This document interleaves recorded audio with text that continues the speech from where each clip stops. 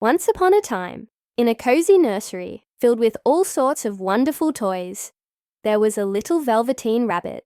He was a Christmas gift to a young boy, nestled in the top of his stocking, and for a while, he was the most splendid thing in the room.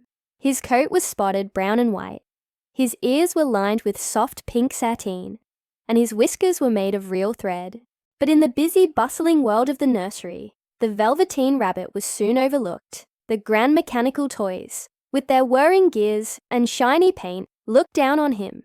They thought he was too simple, too plain.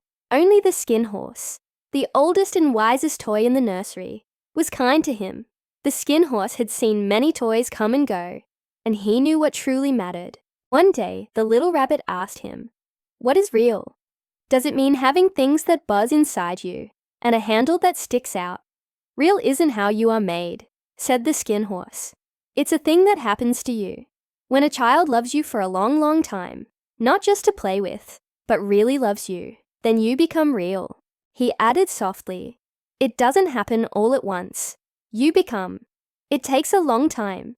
By the time you are real, most of your hair has been loved off, and your eyes drop out, and you get loose in the joints and very shabby. But these things don't matter at all, because once you are real, you can't be ugly, except to people who don't understand." The Velveteen rabbit thought about this. The idea of becoming real sounded wonderful, but the thought of getting shabby was a little sad. Still, he longed for it more than anything. For a long time, he was left in the toy cupboard or on the nursery floor, and he felt very lonely.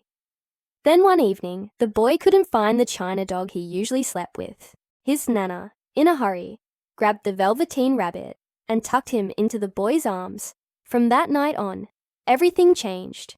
The boy and the rabbit were inseparable.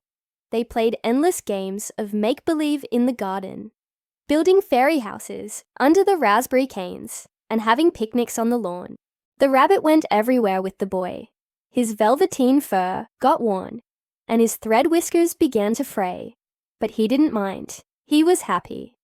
The boy would whisper secrets to him under the covers, and the little rabbit felt a warmth spread through him that had nothing to do with the blankets. He was becoming real. But then, the boy became very ill with scarlet fever. The room was darkened, and the days were long and quiet. The Velveteen rabbit stayed beside him, a constant, comforting presence.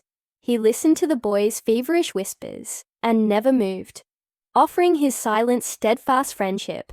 The doctor said the boy must have all new things when he was better, and all the old toys and books from his sick room had to be taken away.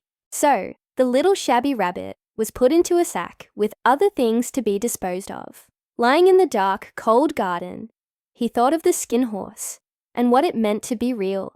A single real tear rolled down his velveteen nose. Where the tear fell, a mysterious flower grew, and from its cup stepped a beautiful fairy. "I am the nursery magic fairy," she said gently. "I take care of all the playthings that the children have loved.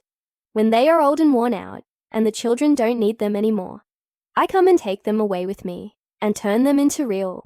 She kissed the little Velveteen rabbit, and he was transformed. He was no longer a toy made of cloth and sawdust.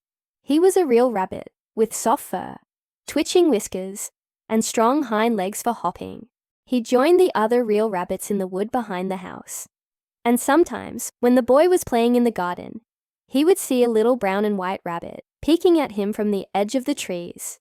It looked so familiar, with the same wise and knowing expression in its eyes, the look of a friend who had loved him and become real. The story of the Velveteen rabbit reminds us that love is the most powerful magic of all. It's not about what you look like on the outside, but how much you are loved that truly matters. Thanks for joining me on this heartwarming journey. If you enjoyed this story, don't forget to like, share, and subscribe for more tales that touch the heart. See you next time.